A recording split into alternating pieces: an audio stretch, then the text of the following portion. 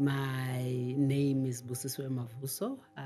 I'm a mother of two, born and bred in Soweto 48 years ago. Grew up in White City. We then moved to Dobsonville. Rough The place. tell me about it, right? Exactly. You have to be tough or else survival of the fittest. Yeah. My mom passed away too soon. Our relationship was good. There was nothing to mend, but I just wish I had more time with her. I am my mother's daughter. I think I was born by a very strong and independent woman who taught me to be just as strong and independent. And I think you only realize just how much you benefited I benefited from her when she was gone. I wish I could have given her more words of gratitude. I think been more forthcoming about how I valued her, cherished her, and just be more. Welcome back, everybody. Welcome back to another episode of Off the Clock. How do you deal with stress? How do you handle that? Coping mechanism that I have is I go for a run.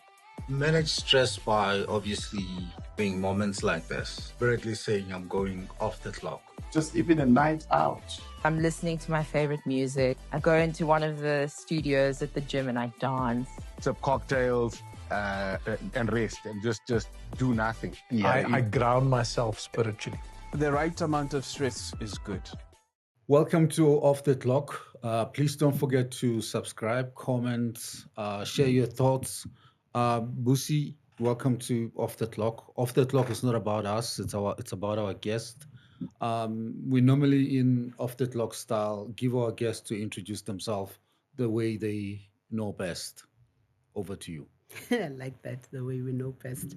So thank you very much for the invitation. Really, really looking forward to this. My name is Busisiwe Mavuso. I'm a mother of two, born and bred in Soweto 48 years ago. I currently work for an organization called Business Leadership South Africa, an organization that I've led for the past, what is it now? 7 years? Time flies. Wow, you've been there forever. Yeah. I wouldn't call it forever, but it's been a while. But it really doesn't feel like it because of the dynamism of the role. Absolutely love what I do. I think I have a golden opportunity to can shift the trajectory of the economy in a very meaningful way, with all the support that I get from you as business leaders in this country. Yeah. So chartered accountant by profession. Started my career in 1995 in the banking industry. I've always been in finance, and I transitioned to organized business about 15 years ago. So you're an activist. I wouldn't really. So that's me, Peter. So, with all that intro in mind, you recently had a new board, right? Yes. And, absolutely. just to unpack that a little bit, does that make any difference in your life? You achieving what you want to achieve, or it's just kind of a steady story? We're actually going to be having an engagement to look at how an organization of CEOs like BLSA ought to intervene in the current context. So if there's going to be any change, it's probably going to be that change. The board deciding what their intended revolution ought to be in the current context, which is actually very exciting, right? I think I always say I'm encouraged about how patriotic CEOs in this country are, because then they meaningfully want to find a way of contributing to changing the economic trajectory of the country. So we're going to be having that conversation soon. And I think with a dynamic and visionary leader like Adrian Gore, I'm sure we're going to be coming up with very meaningful interventions. So it's quite exciting. But no measure changes really. Probably might just be pivoting from what we've been doing all along. Somebody may argue and say, a board like that with CEOs, captains of the industry, is kind of self-appointed, there's a lot of conflict of interest there. They just want to do what benefits them. How do you answer to that? You know, I would say, what does that mean and where is the proof of that? Because really, when you look at the work that we have done, Peter, the current work of reforms, for instance, look at the energy and transport and logistics reforms that are currently underway, energy being the most successful. When you think about the fact that in 2023, we had load shedding for 283 days out of 365 days in a year. Yeah. 2025, 2 years later, after business intervened and formed the business government partnership, you only had 11 days of load shedding, which that load shedding lasted about 26 hours.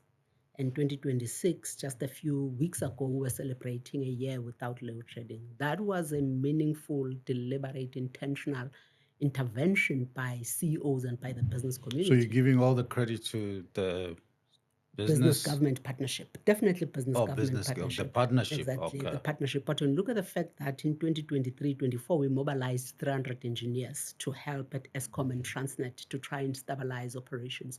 The fact that Operation Vulindlela and the reforms that they've effected have been funded by business, because government couldn't fund, they still are not funding Operation Vulindlela. All the work that is being done is work that is being paid for by business through the independent consultants that are being contracted to Operation Vulindlela.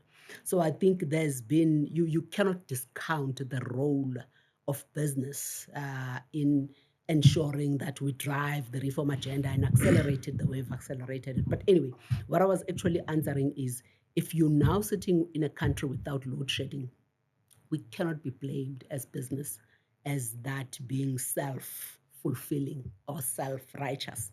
It is an intervention that was meant to ensure that we attain energy stability, which is important for the trading environment in this country, not just for the trading environment, for investment, for growth, for functioning of businesses, because we cannot continue to have so many businesses shut down because they don't have energy security. But I mean, therein is the question of conflict of interest, right? You know, the business is in a sense of urgency because they feeling the pain, right? If they don't have power, there's no business. Yeah. What about other areas that need the same level of, urgency, but they're not getting it? So when you say self-interest, we'll probably maybe have to define what that means. And I think my argument to that, Peter, would be, we normally look at capitalism or businesses being worried about generating profits as a negative or as an evil or as something wrong. Businesses being profitable and dealing with issues that impact their profitability is a public good. If businesses are not profitable, they cannot pay taxes. 80% of SARS's revenue comes from businesses being profitable. They are profitable, they pay taxes, corporate tax, and they employ people who pay pay as you earn. Pay as you earn and corporate taxes alone are 80% of the revenue. Yeah. So you want the business community to be profitable. So if we are putting interventions in place and doing work that is meant to ensure and guarantee our sustainability, then we are actually doing work that is going to attain public good. So we are not apologetic about that, because profitability is a public good and we'll defend it in every shape, way, or form. Wow. I'm going to let you go on that one.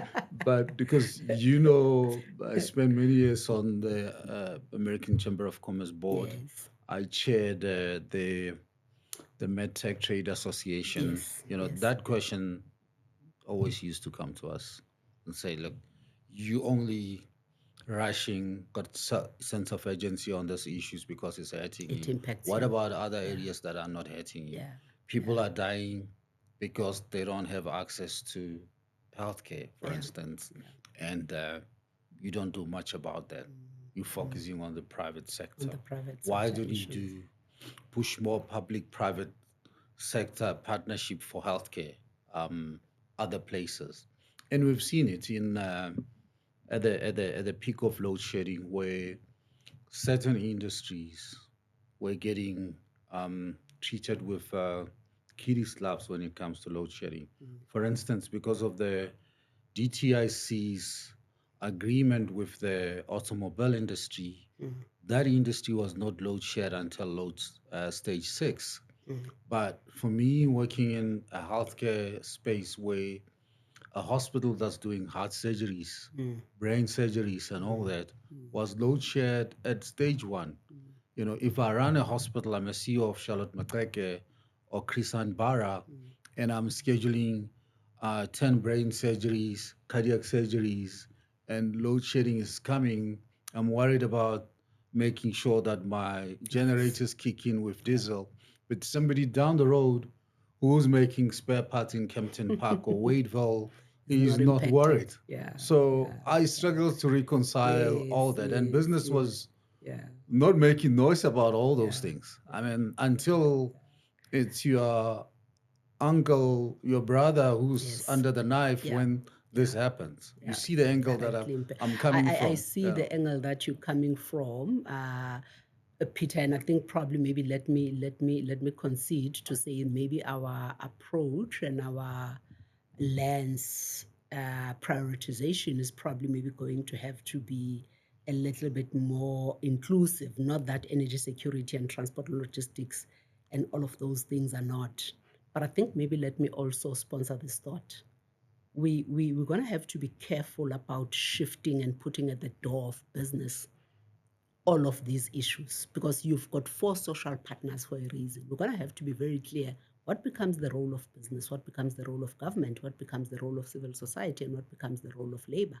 I think it sometimes becomes unfair that business gets then, all of these issues get then to be put at the door of one social partner when you've got a government that is actually supposed to be carrying a whole lot of these, responsibilities and making sure that public institutions, as we've articulated, are taken care of. Public institutions that they broke, by the way, because the mess that we find ourselves in as a country is precisely because you had a government that intentionally failed and created this mess. So when things are broken and the system is not functioning as it should, I don't think that that can be put at the door of business. No, I mean, I take it. I fully agree with you. And there's no question the government is failing in many areas, many aspects. But at the same time, I mean, the topic that is banning today is our borders are porous. Yes. Home affairs and border control is dysfunctional. Yes. Somebody's argued that there's probably about 27 million illegal foreigners in the country. That's a high number. Yeah. So, but I mean, you feel it when you walk in the street, right? do. When you see, the roads struggling, the water system, the power, that is, it's consumed by people. Not 60 million that is documented, but maybe another 25 million that is not there. Sure. Okay. Wow. We can blame, and rightfully so, government for not doing that part, but the people who are also benefiting from the labor of these people is business, right? Not undocumented. At least the businesses that I represent, your Discovery, I don't know where they would have to start to try and bring in an indirectly, illegal, maybe undocumented, exactly. But there are, look, business is business. So I think it becomes unfair, to say, let's differentiate between big business. And so I think you're right. You're going to have to take collective responsibility, because I think even for the failure of the system, maybe let me also be fair and say that we contributed to it as business. State capture got to the industrial scale that it did because business were active participants. There was a corruptor and corruptee. Companies like McKinsey, Bain, KPMG, and big players, right? It was not just your tenderpreneurs that we're seeing in Matlanga Commission. So business actually, now that we are in this path of rebuilding, we have a responsibility, to make sure that we fix what we broke, because we actively participated alongside government to break the system. Yeah, and I think that's where the big role is. I mean, I spent probably about 20 years or so running businesses across Africa, traveling to over 40 countries, seeing how, corruption, or when things don't work, some of those signs and symptoms of a dysfunctional environment where you have to grease the, the Yes. process and make it work. Yes. I'm starting to see it happen here, even in the banks, even in private sector, that you need to know somebody or encourage somebody, inspire somebody to help you, Sure. even if you got all the documentation and everything else. But I mean, maybe a way to exit this topic is I just want to ask you the question in the sense that in 2023, I found myself in a very difficult situation where I was on the board of AmCham as vice chair, and the chair happened to be not there. Yeah. And when the U.S. ambassador went on a national radio and spoke about the whole Lady R story and said he saw Lady R picking up arms in Simonstown, the naval base for South Africa. And obviously, it became a big discussion point with AGOA being on the table at the time. So, as the business, we immediately organized and lobbied and went to meet with him. Unfortunately, I had to lead the delegation, have the discussion, and then the following week, we had to meet the president and went to his residential house to meet up with him. And then, boom, egg on the face. The president told us that you guys, business, you say you want to partner, you want to say business, you want to do good, but you the same BLSA that funded, undercover investigation of ESCOM. And at the time, you were at the board of ESCOM and BLSA, At the board of BLSA. and it was quite a difficult to to defend that position. And I want to hear your view because I still remember me and Kas Kovadia and Bonam Mohali, all what we could say, we sorry, we regret it, it won't happen again, we're not part of it, blah, blah, and all that. What do you have to say? I mean, you probably the lucky one, I mean, not in the lucky sense, but that you saw it from the ESCOM side and the BLSA side. So let us in. Yeah. And I wish I was part of that delegation, right? So that I can take all the tough questions and you guys wouldn't have to answer for what you don't know. There was nothing to apologize for, by the way. And there is nothing to apologize for still. We did what we needed to do as business leadership South Africa. But let me interject. Yeah, I think you're right in saying what you're saying from where you stand. Yeah. Your standpoint. Yeah. But we were standing somewhere else because we didn't have those details. Of, your colleagues had. No, the people who were in that meeting with had them. I didn't have. No, yeah. Well, you didn't. So unfortunately, shame, you were dragged into something that you are not. So I thrown under the bus. For your part, I apologize that you actually had to be confronted with that difficult situation. But Peter, what happened with that really was BLSA approached by the CEO of ESCOM at the time, Andre de Ruyter, around his concerns, very legitimate concerns, of the sabotage that was happening in ESCOM at that time, when he was trying his level best to turn around ESCOM, to push ESCOM in a particular direction.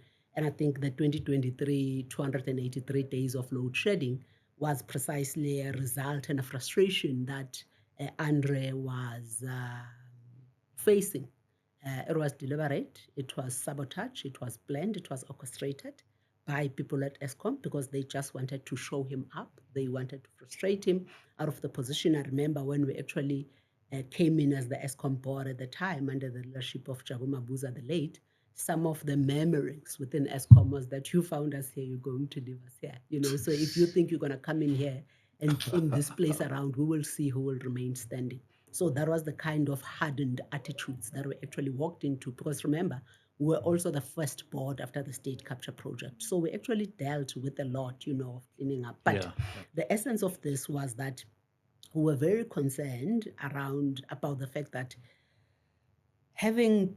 so I'm not an engineer, but if I were to use, Peter, my entire force to push something in a particular direction, use my force to push this in this direction, if for whatever reason it doesn't go in this direction, it goes left, something says, or rational and logic says, there is interference in the system. Because Yeah. if you put in your entire energy, time, and effort to push something towards the south and it continues to go north, east, or whatever the case is, then it says there is something that is interfering with Yeah, what you're pushing doing. back, And yeah. that is precisely what we're actually trying to get into the bottom of. Remember, I highlighted the fact that Operation Vulindlela is being funded by business. We're spending a lot of time, energy, and effort to try and help government to solve for the ESCOM issue. So it cannot be that you're putting all of this effort, you're doing everything right, and that the results turns out to be something other than what you anticipate. So we decided to then commission that report at the request of Andre de Ruyter. Request of Andre de Ruyter, who had gotten sign-off from the minister, Pravin Gordhan, by the way. So I can tell you He's now, also late. without any fear, Dead people don't exactly, speak. right? No, but I can tell you now, even without fear of contradiction, that the president knew about that project. Gwede Mantashe knew about that project. But of course, when it came out in the public domain, the same way that politicians always do, they actually stand back, and said, we actually didn't know. So Andre would definitely not have commissioned that report, which made him to end up leaving his position and leaving the country without any political cover. So he thought he had political cover. But when the rubber hit the road, politicians did what they actually always did. So we therefore, as I'm saying, commissioned that report to look at what was going into ESCOM, because as business, we've got a vested interest. Business is the second biggest social partner in this country with disproportionate resources. If ESCOM fails, the country fails. So if we are putting time, energy, and effort and resources to try and fix ESCOM and things continue to go in a particular direction, actually, we don't even need the permission of government to look into what is wrong.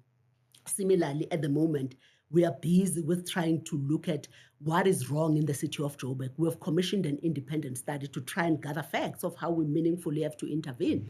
We don't need the permission of government, because the contribution that we make to the economy and the damage of that failure to business gives us enough right to say we can actually meaningfully intervene, right? So I think, I'm basically saying that we needed to do it. We were very intentional about it. We thought very hard and carefully about it. If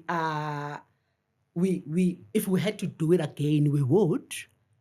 We were requested, so we also didn't just wake up and say, we're just going to commission this report at ESCOM. We were requested by the CEO of ESCOM at the time, who had a blessing from his minister, the late.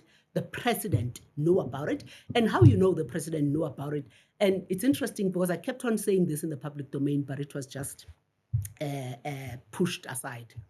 I think this report and this thing blew up in the public domain around May. I kept on saying, look at the State of the Nation of the President, State of the Nation address of the President in February, 3 months ago.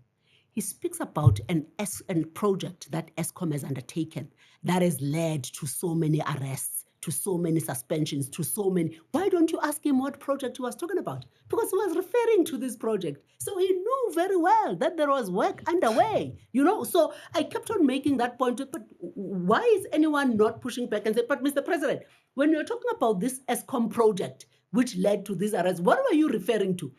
Only 3 months later to say you didn't know. So that is what actually happened, Peter. And as I'm saying, we don't regret it. If we had to do it again, we will do it. Okay. You sound unrepentant of us. So very unrepentant. Nothing to be repentant about. So fast forward, no load shedding. Yes. What happened? Magic wand? I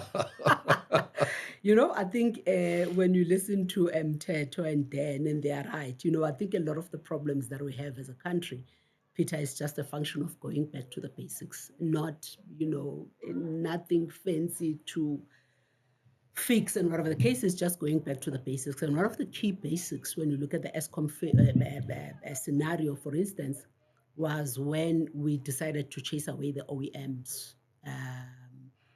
Your companies, I don't want to say Siemens, Greenrod, I don't know which companies it was, but whatever OEMs that built these power stations. It's like you buy a car from VW, but from day one, you go and service it. Either you don't service it at all, or you go and service it at some corner shop. And when this thing they put pirate parts. They do everything wrong. They don't put the oil that is in line with the engine and whatever. And when this thing fails, you take it back to VW and you say, my car is not performing. But you haven't done anything. So it was also a function of bringing VW back, to say you actually, should be the,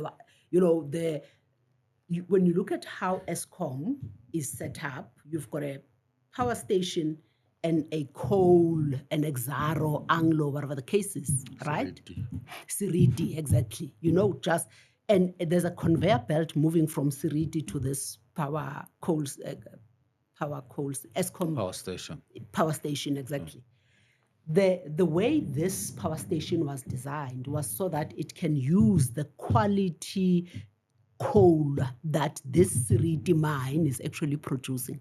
So you decide through the state capture project to move Siriti away, ignore Siriti, buy from Busi Incorporated. You don't know where Busi Incorporated gets her coal. You don't know. But Busi's be But level one. Busi's be the level one, exactly. So this thing, so you just brought back a Siriti, you just had to bring back the OEMs and so forth. You just had to actually fix the basics. Is that what happened?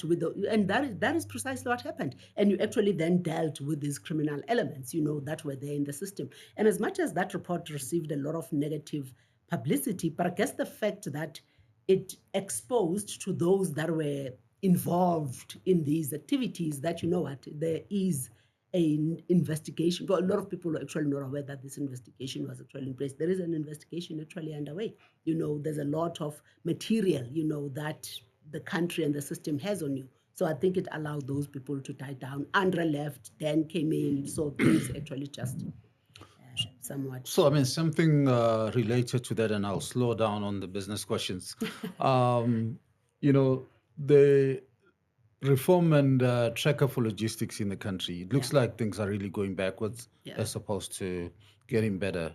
What is business doing about that? Because, logistics or a good functioning logistic infrastructure and system in the country is as good as ESCOM to move goods around and make sure that the economy function. But it's going backwards. No, actually, Peter, it's improving. There was a report that came out, I think, about 2 weeks ago. Was it the IMF or was it the World Bank, who said that Durban ports still ranked quite low. They've moved from 403 in the world ports rankings. I don't know how many ports are there. 403 to 398. It's still quite low. It's supposed to be higher. From 2023, you sat with the Durban ports, which had 19 kilometers queues of trucks, waiting to offload their consignment. If you go to Durban now, there's only about 500 meters or a kilometer length of trucks. You would sit with ships, waiting to, what do they call dock, exactly. They would circle around, the ports, I think, for about 7 days, waiting for their turn to actually come in. Now they can dock in 3 hours and whatever the case is. So there's definitely been an improvement. So there's operational improvements and efficiencies that have actually been brought in, and that is even going to get better because now we've opened up for private sector participation. There's going to be the first train that is going to be running on our tracks in Q1 2027, and that means there are many trucks that are private train. Because we have also opened up the transport and logistics for private sector participation the same way that you have opened up energy and the energy generation for players IPPs. to come in. Exactly. So that has been exactly that same reform has happened in transport logistics. So you're saying 2027? First train, that is going to be running on our roads. So those 11. This is like a promise mentioned on a hill. It's going to happen. Marry me, and. Is it really going to happen? In November 2025, the Minister of Transport and Logistics, Barbara Chris, already announced the 11 private train operators that have been given licenses to operate. The first one is Traction. Traction, I think, was on the news about 2 months ago, talking about the amount of investment that they're actually bringing in. And they actually are saying the first. And those private sector operators have been given 41 routes on which to operate. So the first Barbara Chrissy? Barbara Chrissy. Did she say anything about RAF? Fund. I think that one is a bit of a more hot potato. It's more difficult than Transnet. But yeah, I think she's also into it. Did she not disband the board? Did she deal with the board? There's no more board. There isn't a board anymore, Yeah, right? no. So she's coming on slowly, I think, with it. Yeah, but meanwhile, the lawyers are banning the money. People are waiting for their claims. It's not happening. Peter, I think It's a disaster. we don't realize as a country the impact, the depth, the breadth, the whatever of state capture, how damaging it has been. I think it's even going to take us many years to realize just how broken our system was. Look at what is coming out of the Matlanga Commission. Look at how infiltrated our criminal justice system is. We have given over the rule of law to criminal syndicates. I mean, who would have thought? So I don't think we actually, whatever we are seeing is, I'm sure, tip of the iceberg. The rot and the damage that has happened, it's still actually going to be unveiled for many years to come. So, I mean, many years could be like 20. I mean, many years could be 20. This was a project of 15 years. So, of course, you can imagine how much damage you can do in 15 years. So should I look for emergency exits? No, far from it. I don't think, I'm actually very gung-ho about South Africa. I'm very bullish, and I know you also are very bullish about South Africa. South Africa is going to turn the corner. We are not going to be another failed African state. The active citizenry, the resilience, the active business participation, the democracy that is very much alive. We are not going to be another failed African state. Things are going to turn around, and they've started. So one more kind of a political question, and then we exit into. I'm not a politician, right? Okay, let's just say one more business question. I hope you're a business person. GNU, 2 years in action, or a couple of years in action. 3 great things that you think have done. I know we can fill a page with the bad things, but I just want 3 good things. 3 good things that have happened. Yeah, Government of national unity. Yeah. So I think if you look at the green shoots that we have experienced, or that we have as a country, I can say they are very much real. We have been upgraded by S&P and Fitch, and we have a positive outlook from Moody's. That Moody's outlook was the first since 2007. Grey listing. So I think that is something. Grey listing, thank you, absolutely. We're out of grey listing. We don't have load shedding anymore. You think it's GNU? I think the acceleration of reforms have definitely been helped by GNU. I think when I say GNU, it's not only the new political parties. I'm also seeing a huge shifts from some of the new ANC ministers that have come in. Ramokgopa, Tau, Barbara Creasy, ministers who really get it.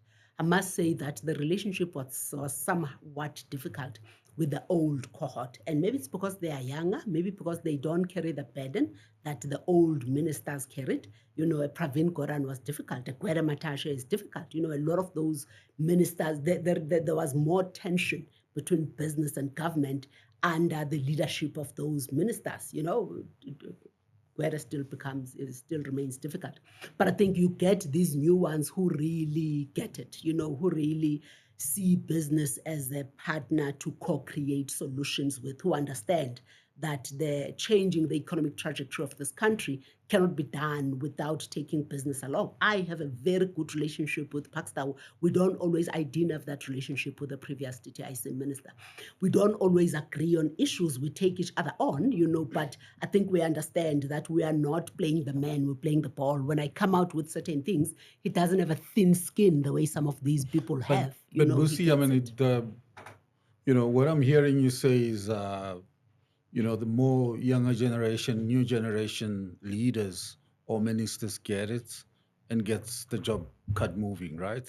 Because, all examples that you've given me up until now is, the old kind of thinking mentality that's not helping.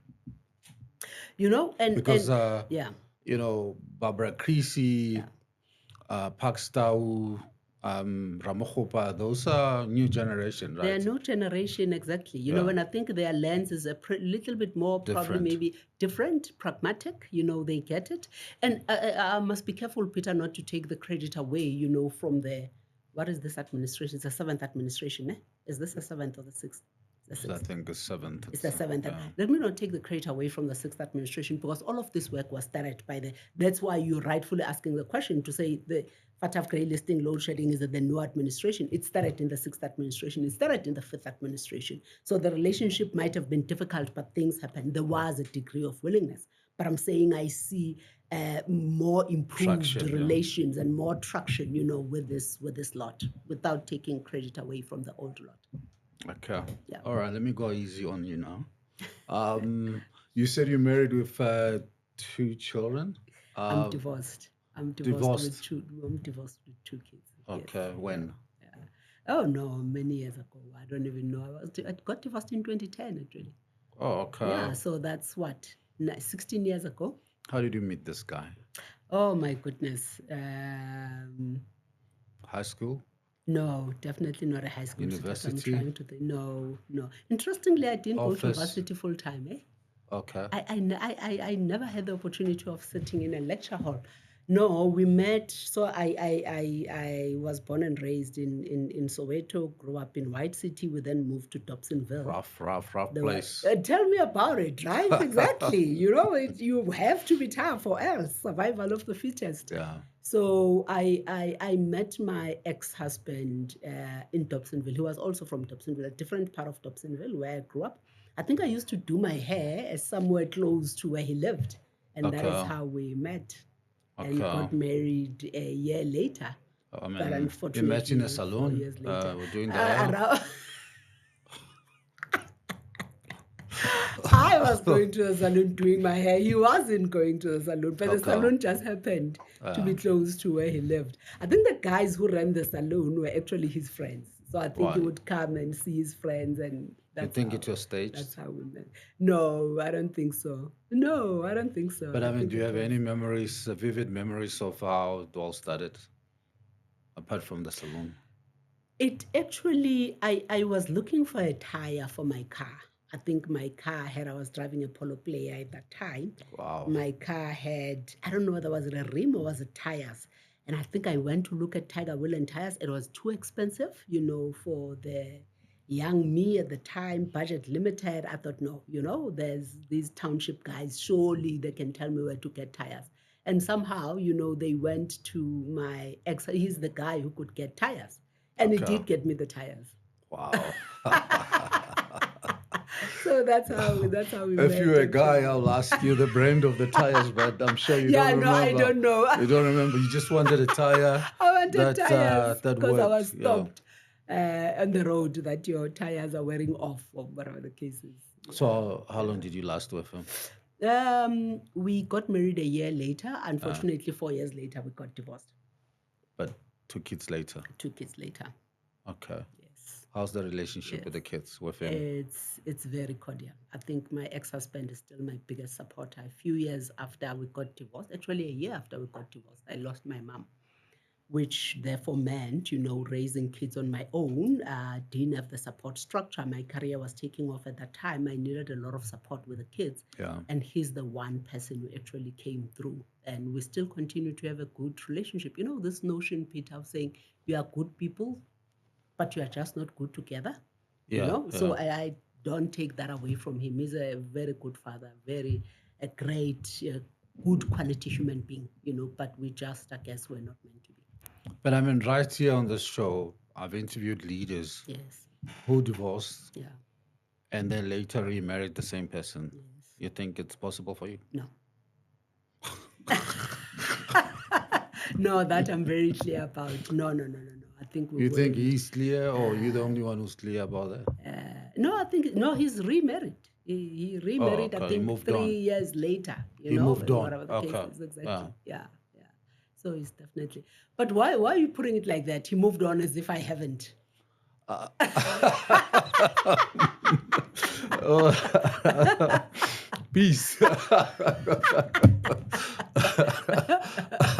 I didn't mean to say you haven't moved on. What I really meant to say is that it's irreversible. It's irreversible. And that Yeah, is what the reason on my divorce certificate, irreconcilable differences. yeah. But obviously you moved on as well. You're remarried. No, I'm not remarried. I Cool. actually don't know. I'm not sure if I want to get married again. But I'm not. I'm not remarried. But I do have a. But I mean, why are you saying that? What's your view of marriage? I respect the institution of marriage. I honor it. I believe in it, and I hope my kids find their one, and could be in that institution for a long, long time. I don't know, Peterman. I think we are just complicated as human beings, and the older we get, the more complicated we become. You're very high level. I mean, Yeah, I know, deliberately so. Yeah. That's very intentional. The older you get, you just get so much stuck How in old? your ways. How old are your kids? My daughter is 19 and my son is 14. They don't call you out at home for being, high level business like at home, like No, at home I'm not that. I'm not that. I think that's the one thing I actually do very well. I understand who I am in what system. When I go back home to Dobsonville, I'm a daughter. When we are at family gatherings, and I'm actually the youngest of all my siblings, by the way.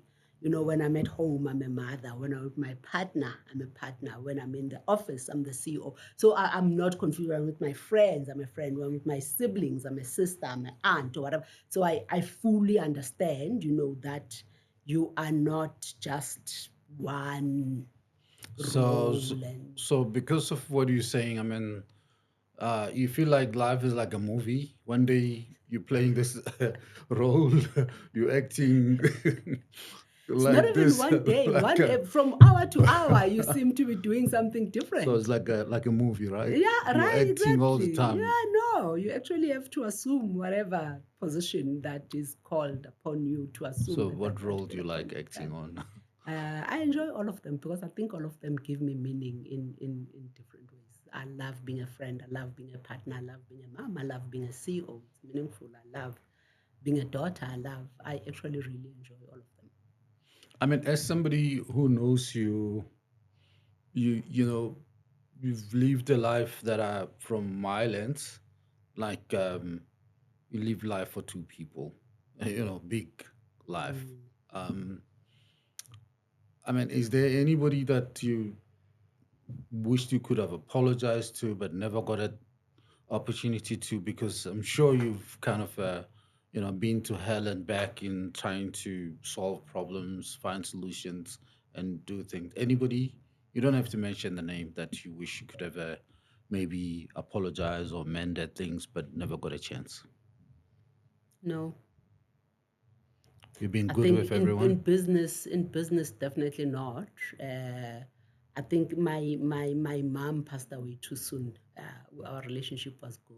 There was nothing to mend, but I just wish I had more time with her.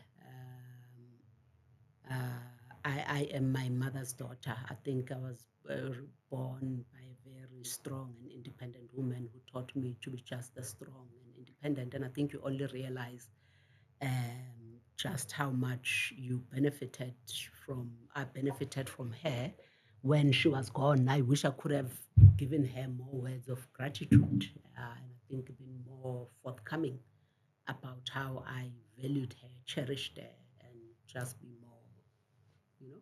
Siblings?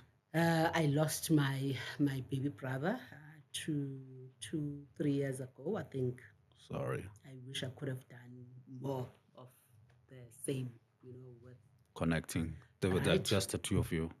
No, I've got four. So there was four of us. I still have two siblings, but I was closer with my baby brother, much more closer with him. Okay. Yeah. Right. Very And soon. yeah, in this show, we ask a lot of questions about executive well-being, sleep. How many hours do you do of sleep? And then I'll ask you. Monday to Friday, I'll probably try and put in 6 hours of sleep. About. I I normally go to bed around midnight and I have to be up around 6 most days. But on weekends, oh my God, I catch up. I catch up on sleep on the weekends. Yeah. Coming from somebody who's been in healthcare, by the way, I do the same, which is wrong. Sleep is one thing that if you lose it, you can't get it back. Even if you can sleep 2 days Oh, non-stop. yeah. So the catching up phenomenon it- doesn't I help. mean, Doesn't work. psychologically, mentally, it works, but it The doesn't body. help the body. The body needs adequate amount of sleep, whatever that is. Sure. Could be 6 hours, 5 for others. So, and you need to keep that going. Um, I'm sure there are a lot of things that keep you awake at night, especially BLSA stuff, things about this country that don't work, that must work. Um, any? There's many, but I think the, the big one, honestly, for me, Peter, and I think this really pains me to the core. So I mentioned earlier on that I couldn't go to university. Dad passed away when I was 8. Mom had to raise 4 kids on her own, and Wow. my circumstances were such that she just couldn't afford to take any of us to university. But she really believed in education. But because my matric certificate was what the paper it was written on. Meaning it was good, right? Exactly. But I'm also Yeah. talking about the quality of education. Peter, the fact that we didn't have a 30% pass rate, we didn't have maths lit, we didn't have consumer studies, so whatever it is, the dumbed down economics that these kids have. Biblical studies. We didn't have biblical studies. I don't know what these kids are taught. Tourism and whatever, life orientation, all of those useless subjects. And you have kids who are exiting the schooling system with matric certificates, which are not worth the paper they are written on. With that matric certificate, I could go into industry, Allied Bank at the time before the ABSA amalgamation, and then started my undergraduate studies through UNISA. So I had to do everything part-time. Self-taught. Exactly, which was very difficult. But I think the point I want to raise is when we then come in as this ANC-led government and you decide to dumb down education, you say it is okay for kids to leave the schooling system without knowing 70% of the staff. Because if you pass at 30%, you don't know 70% of the staff. And I don't know what I'm supposed to do with you as a CEO when I say people are my biggest asset. You are not much of an asset if you don't know 70% of the staff. So you let these young kids go into industry, go out into the world, which is so demanding, which is so competitive. We're an open economy. We're not only competing with ourselves, competing with the rest of the world. You have grade 4 learners. There is this annual test that they do where the report always comes back saying around 80% of our grade 4 learners can't read for meaning. I don't know what those assessments are. I think it's the Pell assessments or whatever the case is. But they assess these kids on English and on mathematics. So English is not only do you read, but you have to be able to read for meaning. So I can read whatever it is in front of me, but I have to then explain what it means. 80% of South African kids can't read for meaning. In Asia, those kids at grade 4 are being taught programming and coding. You can see how our kids have lost the race before they've even begun running. And we just continue to dumb down their education, teaching them useless subjects. If education has been a game changer for so many of us, it definitely has been a game changer for me. So where is business now? In terms of? Partnering and pushing that agenda. I mean, we see that is so wrong. And I'm as yet to hear any business leader, outside you are, kind of spotlighting this again and again until something is done. What can business do, in your view? We're talking about a useless curriculum that doesn't align to industry.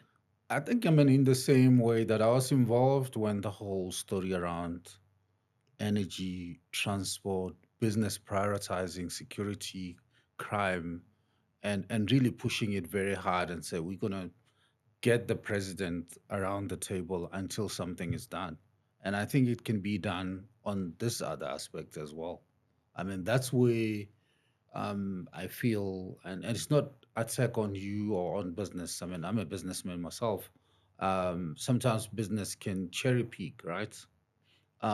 Because my next question to you was, it's going to be AI, which is, something I think that is so big and is going to change um, better ways, the way businesses, people at individual levels, families function and work, whether they're efficient or not. But we still don't even have figured it out. It's a free for all. I mean, even today in the business space, and I've been asking CEOs and leaders like you, and I get 8 different answers about how they see that. Is it your view that we need a government in South Africa? Is there a role for government? Is government good for anything? I think, If look, everything is going to be pushed at the doorstep of business, why do you have government? I mean, the government has got a role to play, and it's going to diminish with time in terms of, government is not good in managing a lot of things. Maybe they need to keep policies and make sure that uh, every citizen in this country gets, what they're supposed to be getting, and business being left to do what they do best, but not all obviously, I mean, gouging prices and doing crazy things. I mean, business, us business, we're not angels, right? No, we're You know, definitely not. Far from it. we getting a lot of things wrong, but we need to, what I'm saying is business and government need to cross check each other. We need to cross check each other. But I think, let me go back to the issue of education. I'm going to have to push back on that. You can't, I don't think this is something you can put on the doorstep of business. But when you also look at how much business is contributing to the education system in this country, the bursaries that it is giving, the labs, the schools, and whatever that it is, actually look at the CSI that business spends on education. It is a lot. So I think we're going to have to be careful around where responsibility for which social partner stops and starts, because there are things that are called public goods for a reason. Because otherwise, then let's change those things to private goods. Then everything can sit at our doorstep as business, and we can make sure that we do a good job of it. But things, rule of law, education, healthcare, roads, whatever, they are termed public goods for a reason, and it's very clear where the responsibility is supposed to Correct. sit. You're right. I'm not in any way suggesting that these things need to be put at the doorstep of business. I'm saying business needs to call this thing out, needs to push back and make sure that they happen. And there've been examples of compromise and all that. I heard the story of Stein City, how it Yes. was erected and done. Mr. Stein wanted to do Stein City and make the way it is, and but then the government pushed back and say the road cannot carry the The volume. the volume that you create in there, and then a compromise was reached to say you need to build this public good, being the road, to the capacity that's why you have a Oh, wow. Winnie Mandela Road being smooth and nice on Oh, wow. some side of Stein City. Okay. And as you get towards four ways and across the highway, it's normal with big potholes that are not looked after. There was a compromise. So, and I think it's not saying the government must um, not do what they're supposed to do, or private sector must carry them and do the stuff. But if you allow that to happen, you got a problem, right? Look at healthcare in this country. Yes. Yes. How you grew up in Soweto, how Guaspiegas, Bara, St. John eyes used to be the best you can go for your eyes. Absolutely. But the minute you allow um, everybody else to double deep and have a part-time job in government, in public sector and private sector, and go to Bara when they can or want, then you're killing the other side. Sure. And I'm not blaming private or government. That You that should needs to blame be. government. Yeah, but one thing that is for sure is that we got a problem that need to be sorted out. Yeah. And it's a collective, it's a problem we all have to Yeah. own up to, because if we don't fix it, then we all yeah, are worse off for it. And as a result of that, we got a place where, um, take for instance, every pregnant woman is getting cesarean section in private sector, when actually they can go through normal delivery, natural delivery, because the economics. Adrian Go will tell you. It's a board member or chairing your board.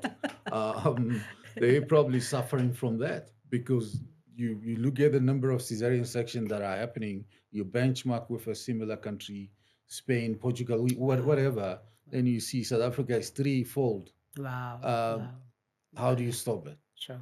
Okay. Capitalism. Yeah. So again, I mean, I'm just talking to you.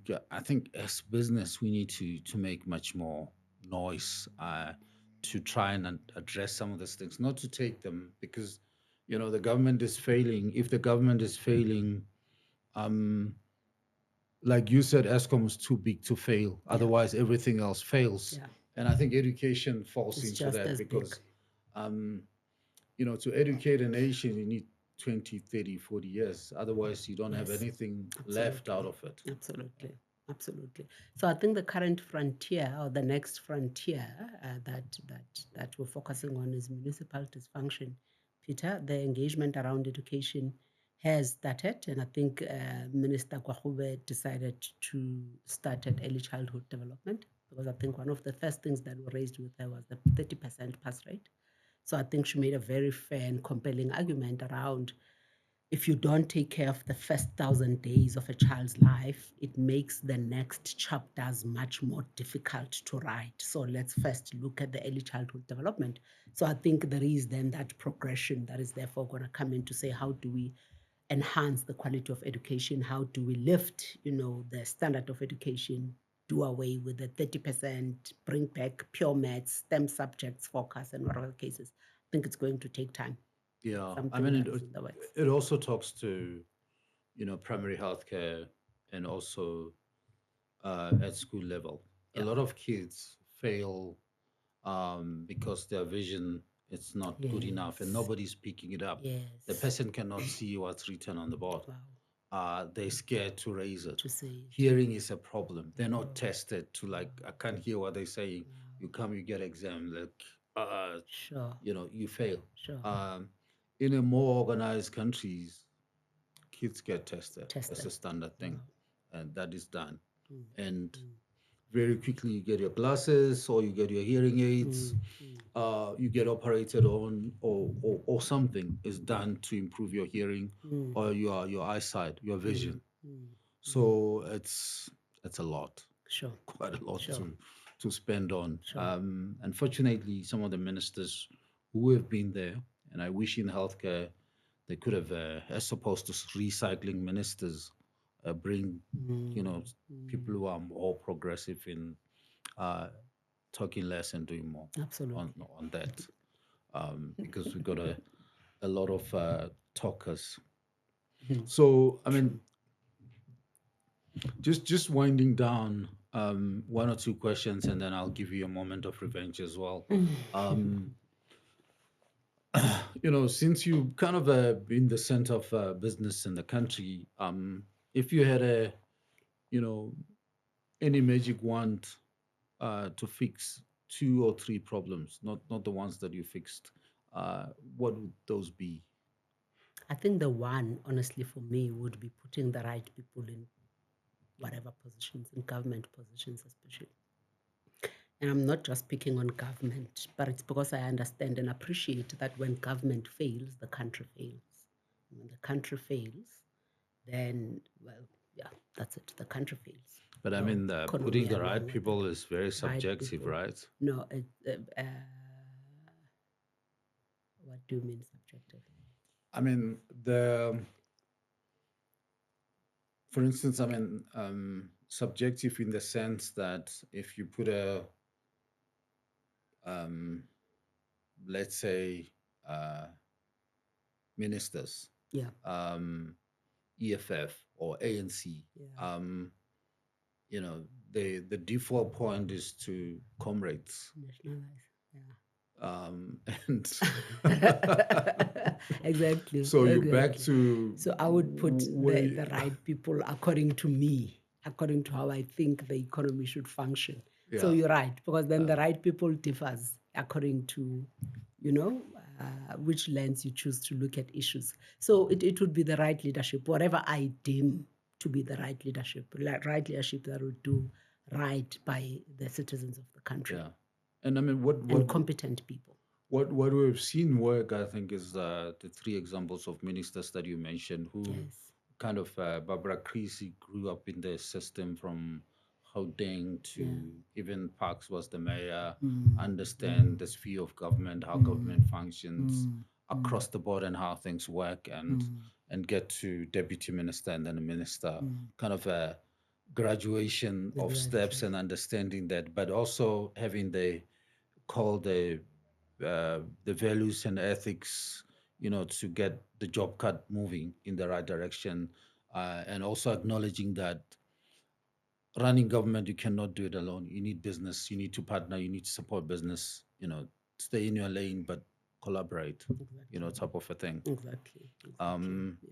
Yeah. And But I think, Peter, it will also have to be putting our best foot forward, putting the right people for the job. It doesn't have to be because I'm ANC, I get an ANC person. You know, just who is best placed to be the Minister of Health in this country or to be whatever, right? I mean, we can pick from whatever corner of the country. It doesn't have to be according to party lines. I would cast my net much more wider than just looking at my own.